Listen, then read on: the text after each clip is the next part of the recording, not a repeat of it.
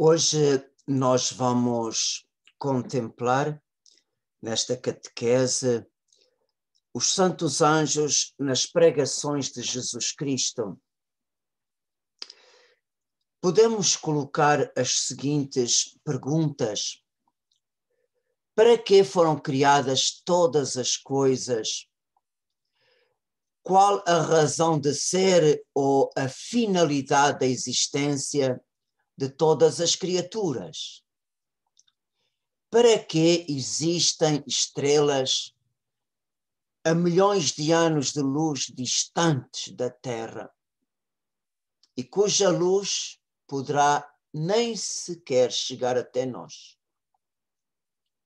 Para que existe uma tal profundidade nos oceanos cuja luz do sol não chega lá e o homem dificilmente pode pesquisar ou explorar?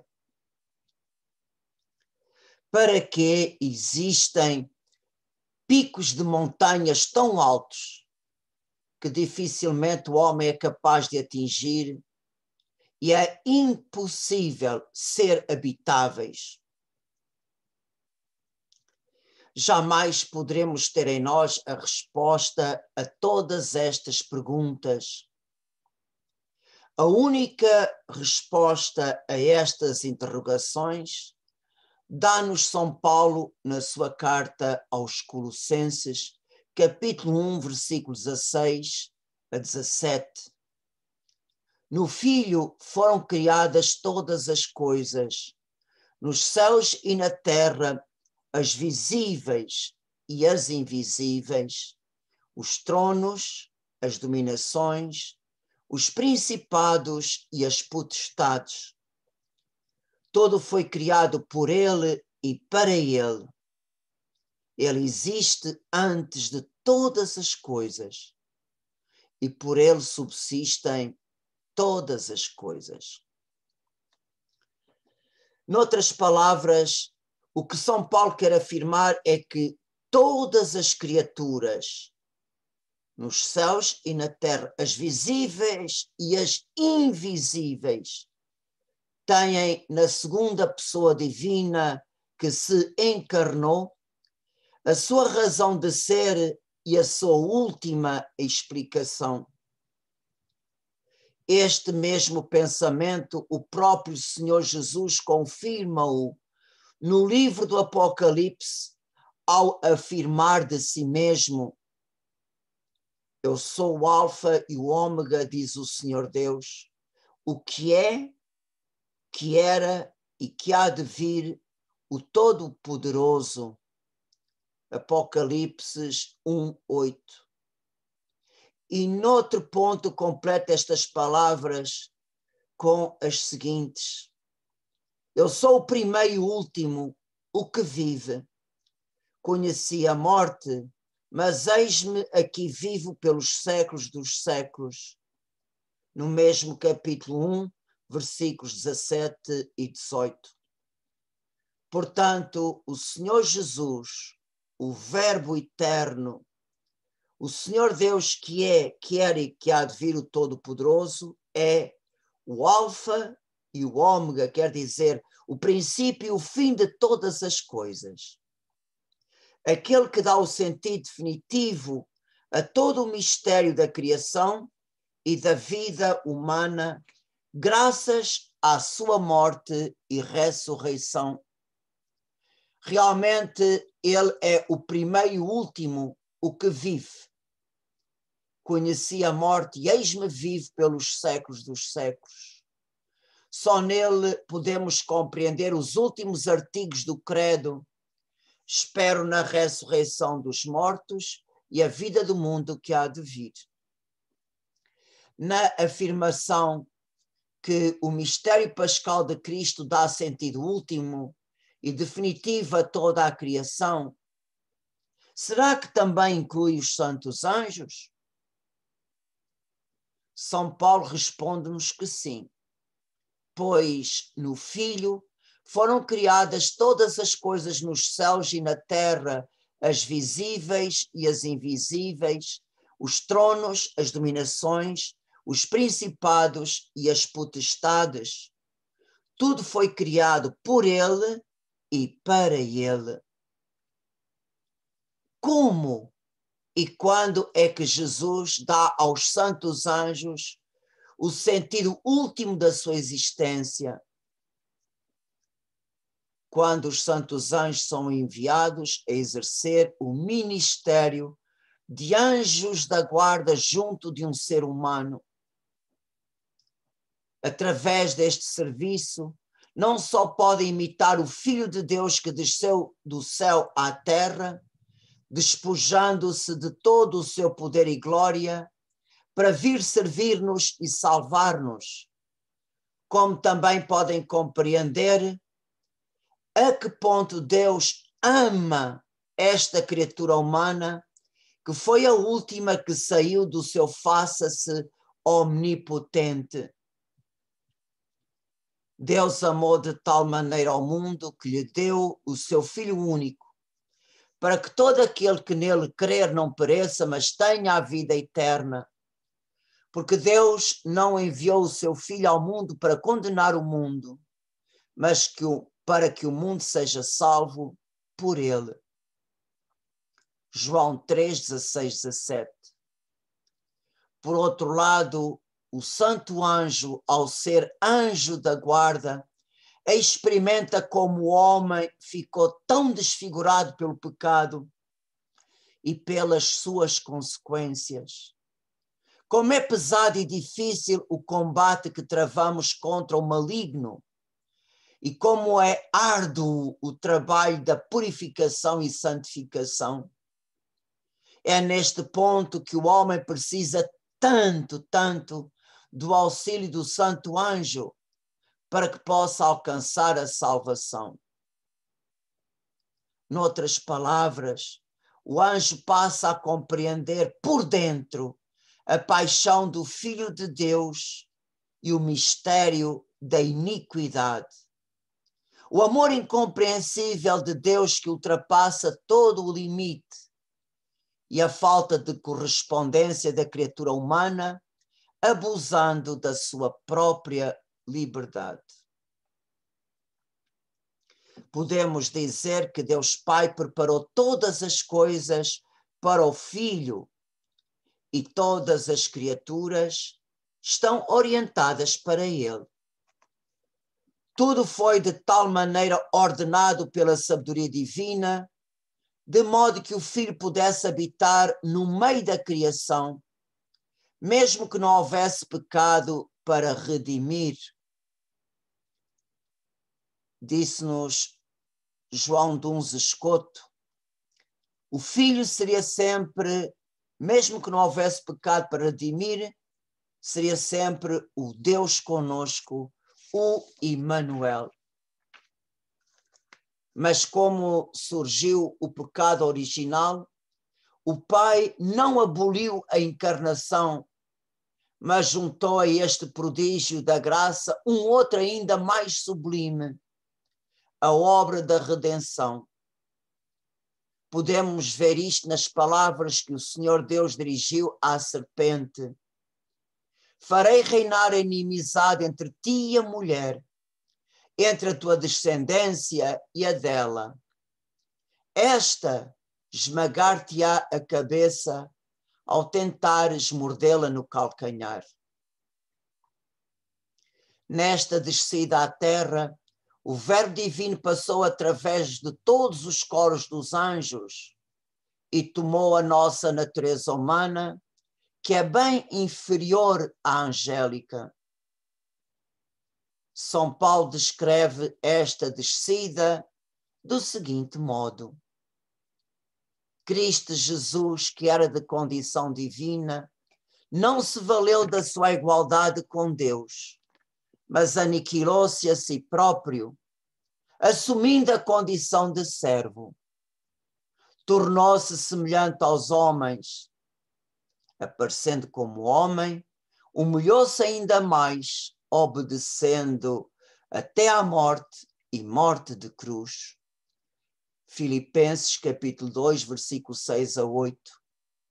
E o autor da carta aos Hebreus ainda afirma mais explicitamente no capítulo 2, versículo 9, vemos coroado de glória e de honra aquele Jesus que por um pouco de tempo foi feito inferior aos anjos, em virtude de ter padecido a morte, a fim de que, pela graça de Deus, provasse a morte por todos.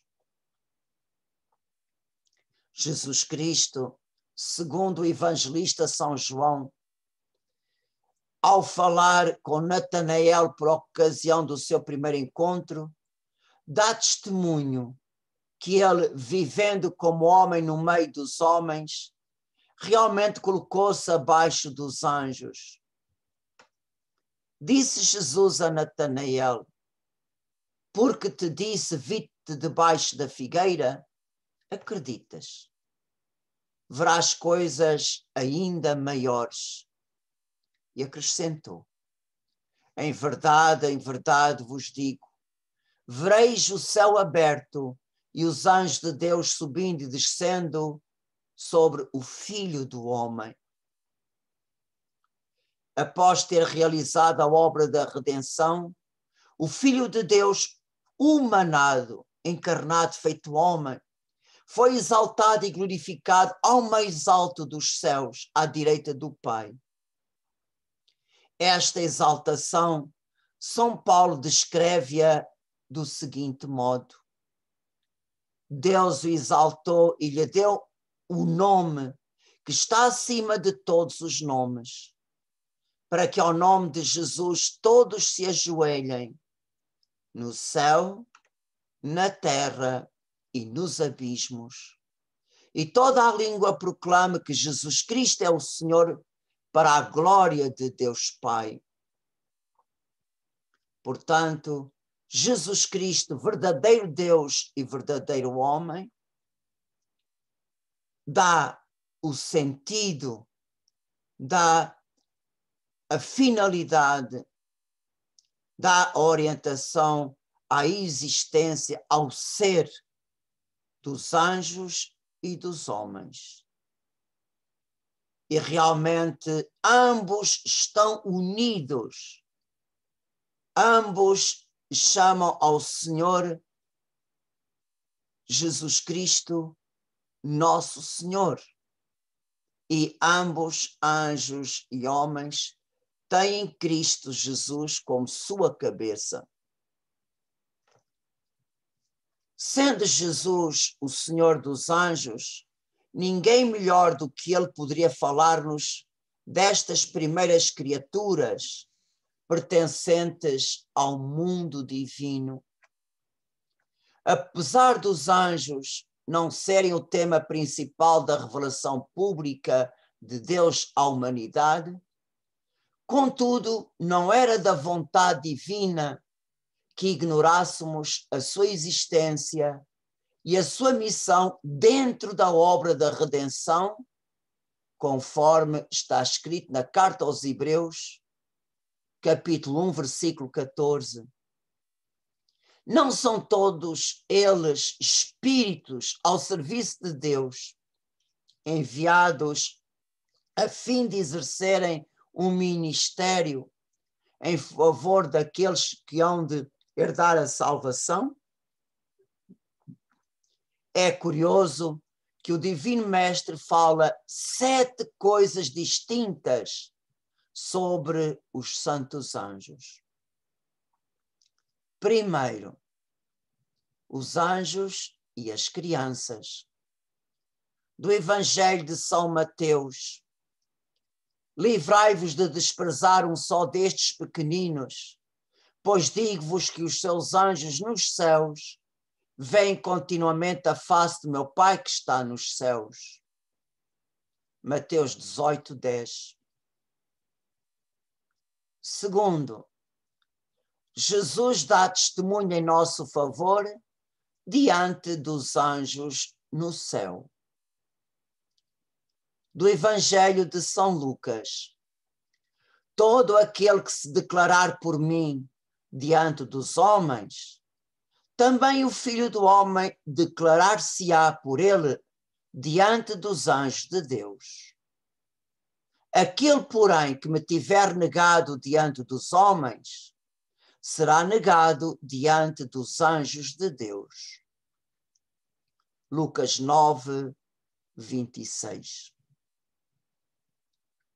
Terceiro, os anjos na nossa conversão. Do Evangelho de São Lucas. Digo-vos que há alegria entre os anjos de Deus por um só pecador que se arrependa. Lucas 15, 10. 4. Os anjos levam os justos purificados para o céu. Do Evangelho de São Lucas. O pobre Lázaro morreu e foi levado pelos anjos ao seio de Abraão. 5. Na ressurreição da carne, seremos como os anjos. Aqueles que forem julgados dignos de participar do outro mundo e da ressurreição dos mortos, nem se casam, nem são dados em casamento. Isto é, nem os homens terão mulheres, nem as mulheres maridos, porque já não podem morrer. São semelhantes aos anjos e, sendo filhos da ressurreição, são filhos de Deus. 6. Os anjos são nossos medianeiros no tempo da Igreja. Do Evangelho de São João. Em verdade vos digo, vereis o céu aberto e os anjos de Deus subindo e descendo sobre o Filho do Homem. João 1, 51. E 7. Os anjos na segunda vinda de Cristo.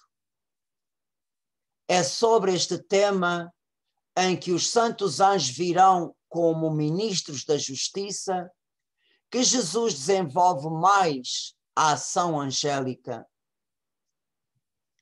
Quem se envergonhar de mim e das minhas palavras diante desta geração adúltera e pecadora, também o Filho do Homem se envergonhará dele quando vier na glória de seu Pai com os santos anjos.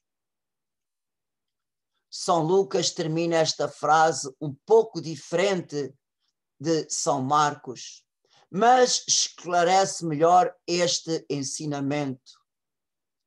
Também o Filho do Homem se envergonhará dele quando vier na sua glória, na do Pai e dos santos anjos. Quando o Filho do Homem vier na sua glória, diz-nos o evangelista São Mateus, acompanhado por todos os seus anjos, sentar-se-á então no seu trono de glória. Então retribuirá a cada um conforme o seu procedimento. Jesus, na altura da sua segunda vinda, servir-se-á dos santos anjos como ministros da sua justiça, conforme está escrito na explicação da parábola do joio no campo. Aquele que semeou a boa semente é o Filho do Homem. O campo é o mundo. A boa semente são os filhos do reino. O joio são os filhos do maligno. O inimigo que a semeou é o diabo. A ceifa é o fim do mundo. O Filho do Homem enviará os seus anjos que vão tirar do seu reino todos os escandalosos e todos quantos praticam iniquidade e lançá-los-á na fornalha ardente. Aí haverá choro e ranger de dentes. Os santos anjos farão a reunião dos eleitos na força da omnipotência divina. Ele enviará os seus anjos com uma trombeta altissonante para reunir os seus eleitos desde os quatro ventos, desde a extremidade da terra à extremidade do céu. Então os justos resplandecerão como o sol no reino de seu Pai. Mas quanto àquele dia e àquela hora, ninguém o sabe, nem os anjos do céu, nem o Filho, só o Pai. Ao fim de lermos e tomarmos consciência das 7 vezes que Jesus Cristo ensina-nos sobre a existência e a ação dos santos anjos, podemos perguntar-nos: qual a razão de Jesus Cristo falar somente 7 vezes, e não mais nem menos? Mais uma vez devemos procurar uma resposta na espiritualidade judaica dos números. O 7 representa o número da perfeição. Portanto, o Senhor falou-nos o que era necessário que soubéssemos para usufruirmos da sua ajuda para que alcancemos a salvação. Mas a palavra do Senhor é uma riqueza sem medida. Uma só explicação é impossível de esgotarmos. Olhando mais demoradamente para estas 7 palavras que o Divino Mestre fala-nos sobre os santos anjos, podemos ligá-las aos 7 sacramentos que o Senhor instituiu na sua Igreja.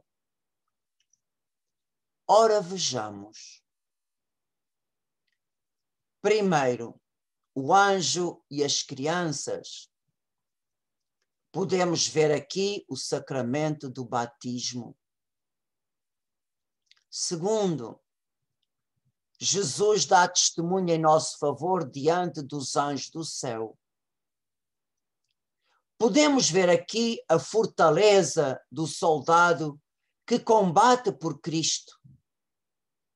A plenitude dos dons do Espírito Santo, principalmente o dom da fortaleza ao dar testemunho de Jesus e do seu Evangelho, são-nos dados através do sacramento do crisma ou confirmação.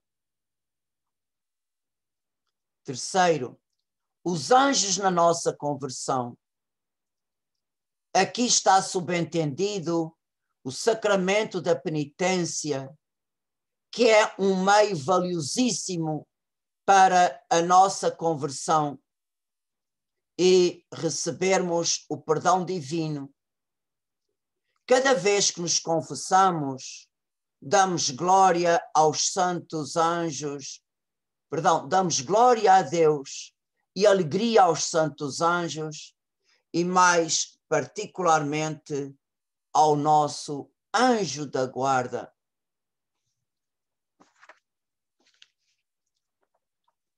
Quarto, os anjos levam os justos purificados para o céu. Aqui o Senhor refere-se ao ministério angélico como companheiros das almas dos fiéis defuntos. O ministério da Igreja nas Ezequias muitas vezes é precedido, pouco tempo antes, com assistência ao moribundo ou ao doente, através do sacramento da unção dos doentes. Quinto, na nossa ressurreição, seremos semelhantes aos anjos ou como os anjos. Jesus confirma a existência dos santos anjos e da nossa ressurreição dentro da questão do matrimónio, que os saduceus apresentam em relação à lei do levirato. Por isso, aqui podemos contemplar a necessidade da pureza da vida conjugal, mesmo dentro do matrimônio, pois os nossos corpos destinam-se à ressurreição. Sexto, os anjos nossos medianeiros no tempo da igreja. Jesus faz este belíssimo ensinamento dentro do chamamento vocacional dos seus primeiros apóstolos. Podemos ver aqui o sacramento da ordem. O clero tem o chamamento de continuar através dos séculos a missão dos apóstolos. Para serem fiéis à sua vocação, podem contar com a ajuda dos santos anjos. E sétimo, os anjos na segunda vinda de Cristo. Relacionado com a segunda vinda de Cristo, Jesus esclarece muito a ação angélica nessa ocasião. O único dos 7 sacramentos que resta relacionar com estas 7 palavras é o sacramento da Eucaristia. Qual será a relação entre os dois? Eu vou deixar esta reflexão para a próxima catequese, porque ela merece uma atenção muito especial.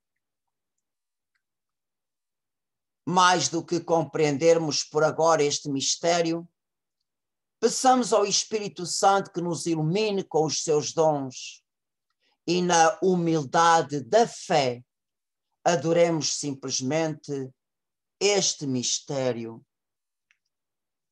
Santo, Santo, Santo, Senhor Deus do Universo, o céu e a terra proclamam a vossa glória. Hosana nas alturas. Bendito o que vem em nome do Senhor. Hosana nas alturas.